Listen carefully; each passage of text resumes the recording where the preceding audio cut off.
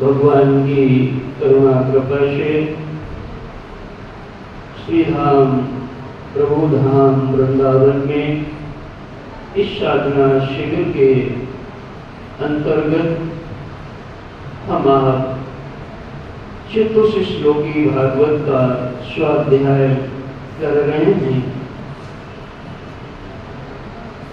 श्रीमद् भागवत महापुराण के अंतर्गत दूसरे स्कंध में यह प्रसंग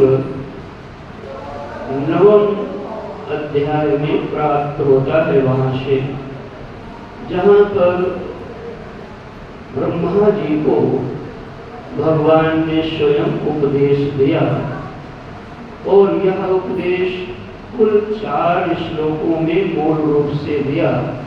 उसके आगे पीछे के श्लोकों को यदि ना जोड़े तो 4 श्लोक मुख्य रूप से हैं। इसलिए इन 4 श्लोकों की को ही चतुश्लोकी भागवत कहा गया। चतुष माने 4, श्लोक माने श्लोक। जो 4 श्लोकों की भागवत है, इसका नाम होगा चतुर्थ श्लोकी भागवत। इस भागवत को बीज भागवत भी कह सकते हो कि जो संपूर्ण भागवत के 18,000 श्लोकों का इतना बृहद हमें जो राशि प्राप्त हुई, उनका जो बीज है वो यही 4 श्लोक मानेंगे हमारे आचार्यों के द्वारा। इन 4 श्लोकों में भगवान ने पहले श्लोक में अपने स्वरूप का ज्ञान प्रदान किया। आप भगवान के स्वरूप के विषय में क्या समझ रखते हो, इसको भी देखना, और भगवान ने अपने बारे में क्या बताया, इसको भी देखना। देखना कहाँ आपकी बुद्धि में मेल नहीं है, तो अपनी बुद्धि की उस समझ को भगवान की बताई हुई समझ से शुद्ध कर लेना, ठीक कर लेना। दूसरे श्लोक में भगवान ने ये बताया कि यह जो मैं ही हूँ, तो जब आप ही प्रभु हो तो ऐसा विराट प्रपंच, विराट सृष्टि ये कैसे बन गया। तो भगवान ने उसका जो हेतुत्व बताया वो माया को बताया।